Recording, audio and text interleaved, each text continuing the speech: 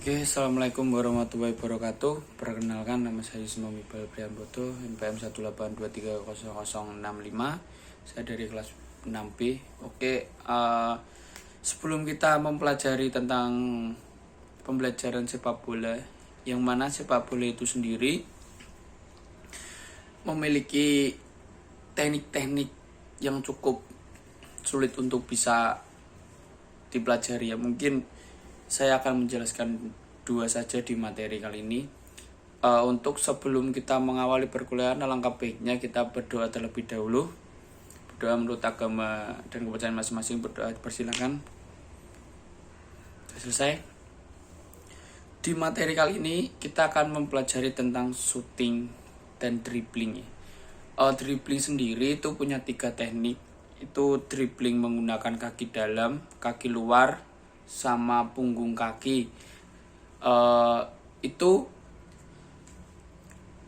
cara melakukan dribbling sendiri itu gimana ya, tergantung dari kitanya sendiri. Mau saat berhadapan dengan musuh kita mau menggunakan kaki bagian dalam ataupun luar atau punggungnya ya.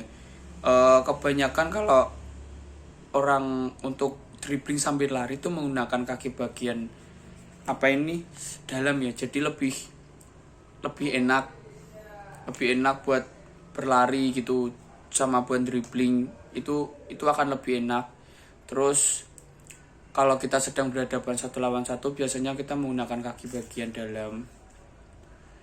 dalam sendiri itu enak buat bisa melewati musuh, ataupun kita lagi face to face bersama kiper atau musuh, itu lebih enak memakai kaki bagian dalam. Untuk shooting sendiri itu biasanya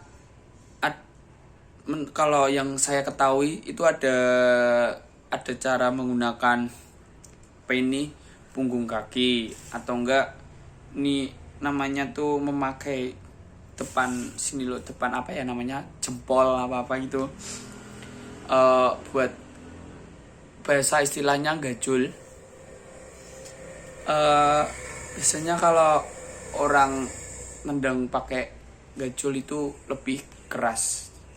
Kalau buat flashing itu menggunakan kaki bagian samping yang sini. Itu buat flashing itu enak sekali. Terus kalau menggunakan kaki bagian luar itu biasanya tendangan mau kayak teleser juga bisa menggunakan kaki bagian luar. Terus yang biasanya yang diperlihatkan oleh pemain-pemain sepak bola itu menggunakan flashing ya, atau enggak menggunakan kaki ini, jempol ini ya. Menggunakan jempol itu lebih keras, dan kalau flashing itu kebanyakan pemain bola itu menggunakan flashing karena mungkin flashing lebih on target dan susah untuk dijangkau biasanya kalau flashing.